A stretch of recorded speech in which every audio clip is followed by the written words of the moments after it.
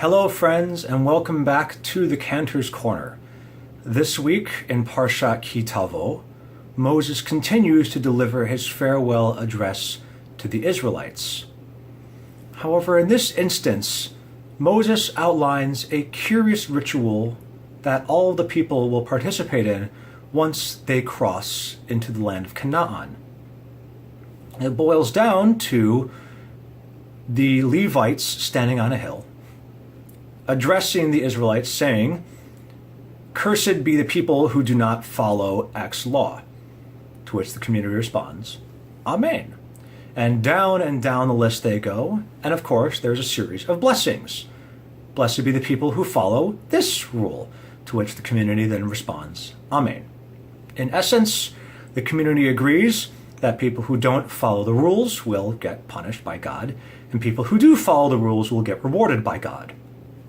We have a similar set of rewards and punishments that we dole out in our secular modern system. Of course, that is done not by God, but by our government. However, I believe that recently, this isn't necessarily the case. For over a week, people, in particular Native Americans in North Dakota, have been protesting the construction of an oil pipeline running through their area. Part of the reason behind these protests is because the pipeline would be going through very sacred ground.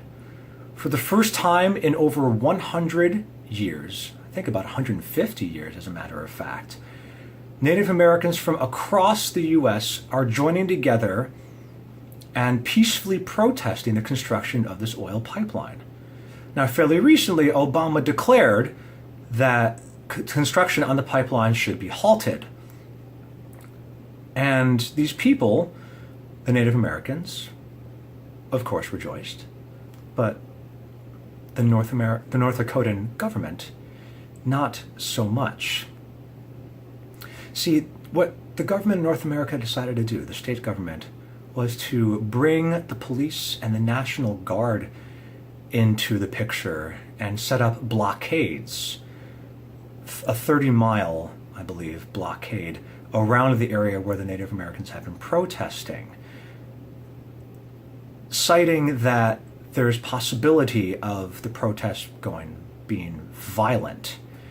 This is far from the truth, as these Native Americans have been peacefully protesting, and only peacefully protesting.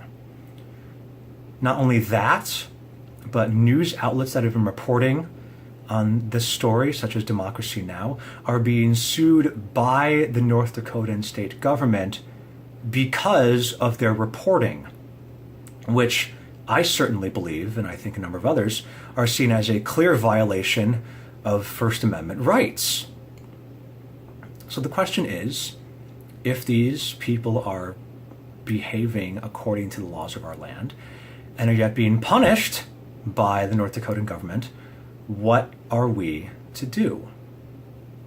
I believe that we need to contact both our state representatives and the North Dakotan state representative, and perhaps even senators too, to let them know that we do not approve of their actions, because in the end, this is a government by the people and for the people.